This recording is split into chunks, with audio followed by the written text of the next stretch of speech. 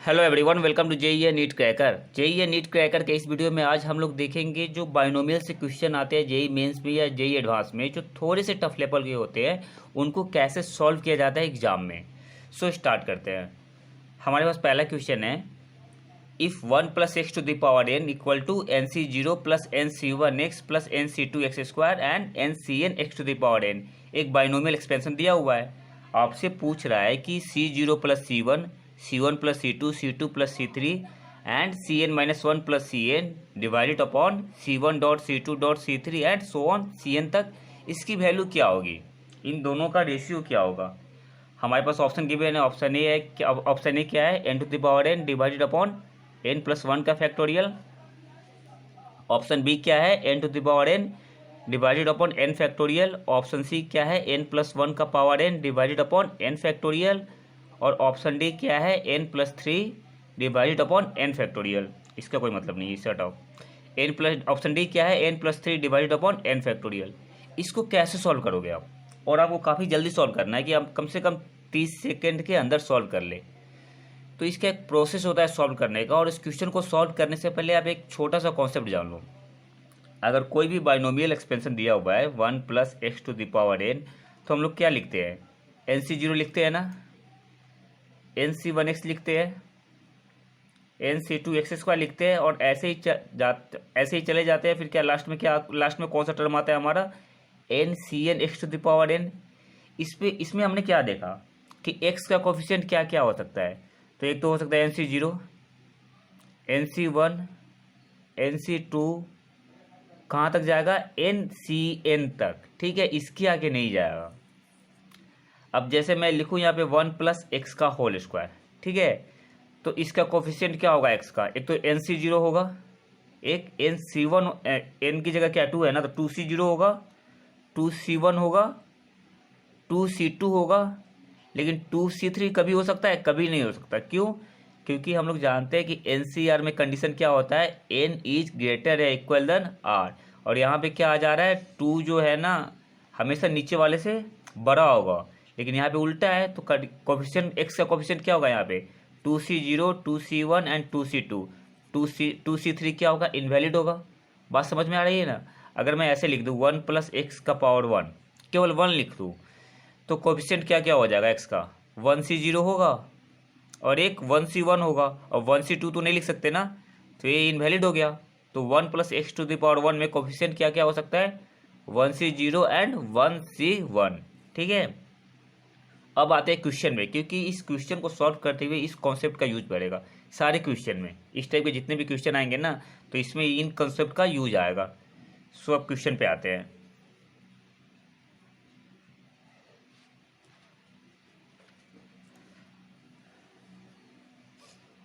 अब क्वेश्चन क्या बोल रहा है, क्वेश्चन आपने देख लिया। अब इस टाइप के क्वेश्चन को सॉल्व करने का क्या तरीका है, मात्र 2 स्टेप करना है आपको सारे क्वेश्चन में। इस तरीके के सारे क्वेश्चन में 2 स्टेप जाना है आपको। स्टेप वन, स्टेप वन में क्या करना है, स्टेप वन में क्या करना है, n equal to one put करो आप। और कहाँ पुट करना है, ऑप्शन में। बस आप स्टेप को याद कर लो, और कुछ करने की जरूरत नहीं है, स्टेप याद रखो आप। स्टेप वन में क्या करना है, पहले n equal to one option में पुट करो। तो ऑप्शन ए में जब हम पुट करें एन इक्वल टू वन, तो कितना आ रहा है वैल्यू, 1/2 आएगा ना ऑप्शन ए। ऑप्शन बी में क्या आएगा, 1 आएगा। ऑप्शन सी कितना आएगा, 2 आएगा। और ऑप्शन डी कितना आएगा, 1 प्लस 3 4 आएगा। अब हमें क्या देखना है कि जब हम लोग n equal to one put कर रहे हैं, तो सारे ऑप्शन अलग अलग आने चाहिए। अगर यहीं पे ऑप्शन ए भी 1 आता, ऑप्शन बी भी 1 आता, तो क्या करते, तो फिर स्विच कर जाते एन इक्वल टू 2 पे। फिर वहाँ पे चारों डिफर होता, चारों ऑप्शन डिफरेंट होता, तो फिर एन इक्वल टू 2 की वैल्यू पुट करते एक्सपेंशन में, ठीक है। लेकिन यहाँ पे जैसे ही हम लोगों ने n equal to one put किया, ए की वैल्यू, बी की value, C option C and option D की वैल्यू चारों अलग अलग है ना, तो हमारा काम हो गया। अब क्या करना है हमें, स्टेप टू। स्टेप टू में क्या करना है, जो एन इक्वल टू वन है ना, वो जो एक्सपेंशन गिवन है बाइनोमियल एक्सपेंशन, वहाँ पे पुट करो।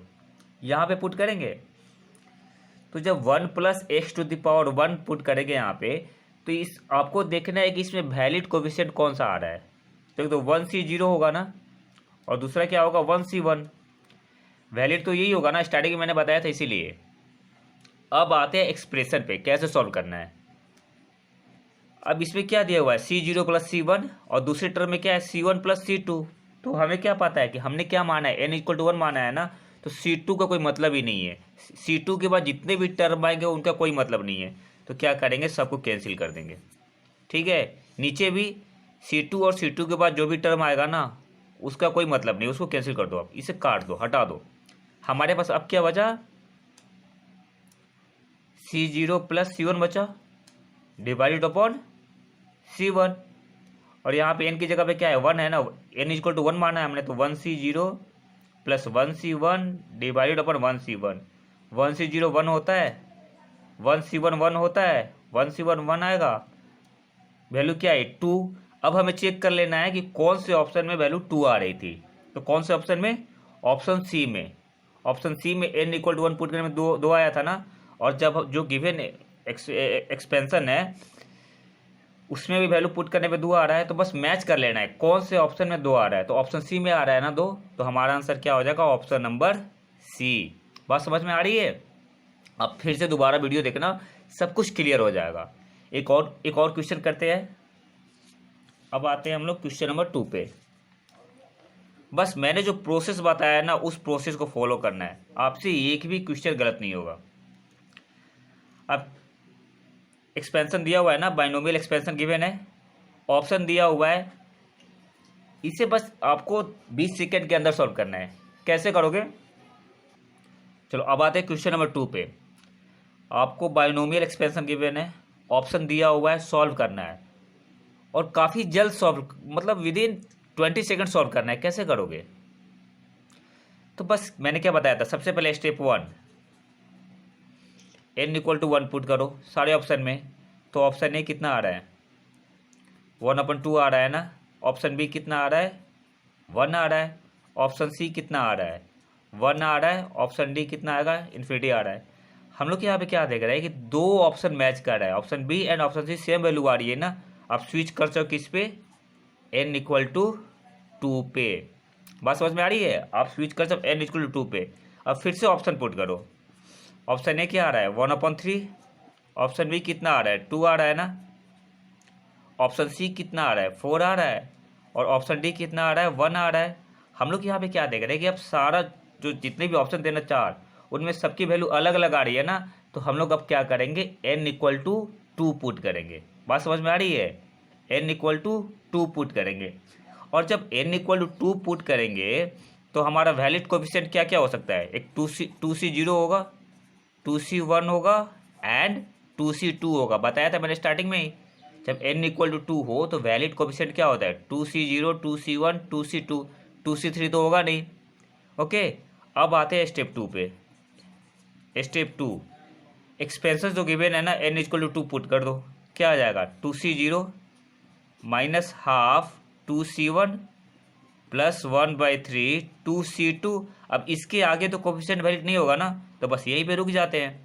अब इसको सॉल्व करो। अब 2C0 क्या होता है 1 होता है, माइनस हाफ 2C1 क्या होगा 2 होता है, प्लस 1/3 2C2 क्या होता है 1 ही होता है।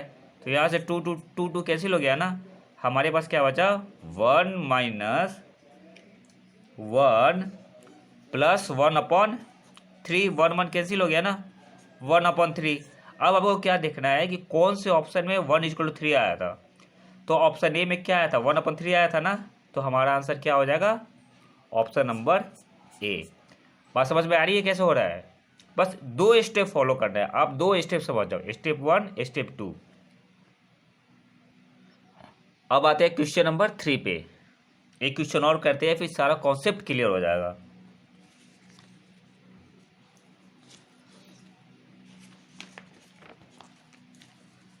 जेई मेंस का पूछा हुआ क्वेश्चन है, और आप देखो बस मतलब 20 सेकेंड के अंदर सॉल्व कर लोगे आप। बस कैलकुलेशन अच्छा होना चाहिए। एक क्वेश्चन एक एक्सपेंशन गिवन है, एस एन दिया हुआ है, summation r = 0 to n 1/NCR। T n दिया हुआ है r upon n C r, ठीक है। समेशन लिख लो यहाँ पे r equal to 0 to n, okay. आपसे पूछ रहा है T n upon S n की वैल्यू क्या होगी। ऑप्शन गिवन है n by two, n minus one, two n minus one by two, and D option क्या है हाफ एन माइनस वन। मैंने क्या बताया था आपको, बस 2 स्टेप फॉलो करना है। स्टेप 1, इस टाइप के सारे क्वेश्चन में 2 स्टेप फॉलो करो आप। स्टेप 1 में क्या करना है कि n इक्वल टू 1 पुट करो ऑप्शन में, ठीक है। तो ऑप्शन ए कितना हो जाएगा, हाफ हो जाएगा। ऑप्शन बी कितना हो जाएगा, ऑप्शन बी हमारा हो जाएगा n इक्वल टू 1 पुट करने पे 0। ऑप्शन सी क्या हो जाएगा 1/2। अब हम क्या देख रहे हैं, आगे जाएंगे ही नहीं, क्योंकि यहाँ पे ऑप्शन रिपीट हो गया ना। ऑप्शन ए भी 1/2 है, ऑप्शन सी भी 1/2 है। अब हम लोग स्विच कर जाएंगे किस पे, n इक्वल टू 2 पे। अब फिर से ऑप्शन ए पे आते हैं। ऑप्शन ए क्या होगा 1 होगा, ऑप्शन बी 1 होगा। अब फिर क्या देख रहे हैं कि ऑप्शन ए भी 1 आ गया, ऑप्शन बी भी 1 आ गया। फिर क्या करेंगे, n इक्वल टू 3 पे स्विच कर जाएंगे, ठीक है। n इक्वल टू 3 पे स्विच कर जाएंगे। ऑप्शन ए क्या आ रहा है 3/2 आ रहा है। ऑप्शन बी क्या आ रहा है 2 आ रहा है। ऑप्शन सी क्या आ रहा है 5/2 आ रहा है। ऑप्शन डी क्या आ रहा है 1/2। अब क्या है कि चारों ऑप्शन डिफर कर रहा है ना, तो अब हम लोग क्या मान के चलेंगे n इक्वल टू 3। अब जो भी एक्सपेंशन गिवन है ना वहाँ पे वैल्यू पुट करो n इक्वल टू 3। कैसे होगा, S3 अब हमें क्या निकालना है, S3 निकालना है। n इक्वल टू 3 मान लिया है ना, अब n इक्वल टू 3 मान के ही सॉल्व करेंगे। S3 कितना हो जाएगा, summation r equal to 0 to n equal to 3 माना है हमने 1/3c r। इसको कैसे सॉल्व करेंगे, 1/3c0 ये लिखेंगे ना, plus 1/3c1 plus 1/3c2 plus 1/3c3, यही होगा। 1/3c0 की वैल्यू कितनी होती है 1 होती है ना, तो 1/1 हो जाएगा। प्लस 1/3c1 की वैल्यू कितनी होती है 3 होती है। 1/3c2, तो 3c2 की वैल्यू कितनी होती है 3 होती है। फैक्टोरियल निकालने आता होगा आपको, ठीक है। प्लस 1/3c3 1 ही होता है। अभी टोटल वैल्यू कितनी आ गई, इसको ऐड करो आप। ऐड करने पे कितना आएगा 1 प्लस 1/3 प्लस 1/3 2/3 हो जाएगा, प्लस 1 है। अब टोटल ऐड करने में कितना आ जाएगा 2 प्लस 2/3 8/3। तो S3 की वैल्यू कितनी आ गई 8/3। अब हमें क्या निकालना है, TN निकालना है। हमें अब TN निकालना है। तो TN कैसे निकालोगे, तो हमने क्या माना है n इक्वल टू 3 माना है ना, तो TN ना निकाले क्या निकालेंगे T3 निकालेंगे। बात समझ में आ रही है, TN ना मान के T3 निकालेंगे। तो T3 कितना हो गया, summation r equal to 0 to 3 r/3cr। यही एक्सपेंशन आएगा ना, एक्सप्रेशन तो यही आएगा। अब इसको कैसे लिख सकते हैं, 0 से r स्टार्ट करेंगे ना, तो एक तो पहला टर्म 0 हो जाएगा 0/3c0 प्लस इसके बाद 1 लेंगे 1/3c1 plus 2/3c2 plus 3/3c3। इसके बाद तो नहीं जाएंगे ना, फिर तो 3c4 आ जाएगा। नेक्स्ट टर्म हमारा क्या आ जाएगा 3c4, तो यहीं तक रखेंगे हम, 3 तक ही रखना है ना। अब इसको सॉल्व करो, पहला टर्म तो 0 हो गया, दूसरा 1/3c1 क्या होता है 1/3 होता है ना, 3c1 की वैल्यू क्या होती है 3 होती है, प्लस 2/3c2 की वैल्यू कितनी होती है 3 होती है, प्लस 3/3c3। अब 3c3 की वैल्यू कितनी होती है 1 होती है। तो ये हमारा क्या हो गया 3 हो गया। अब इसको कैसे सॉल्व करना है, अब ऐड कर लो आप, सिंपल है। 1/3 प्लस 2/3 कितना हो जाएगा 1 हो जाएगा, और प्लस 3 4 हो जाएगा। अब T3 हमने निकाल लिया, S3 निकाल लिया। हमसे क्या पूछ रहा था TN/SN, मतलब क्या है कि हमें क्या निकालना है वैल्यू T3/S3। TN/SN पूछ रहा था ना, तो मतलब हमें क्या निकालना है T3, क्योंकि n इक्वल टू 3 माना है हमने, ठीक है। T3/S3, T3 क्या है 4 है ना, और S3 की वैल्यू कितनी आई थी 8/3, 4/8/3, 16 ऊपर चला जाएगा।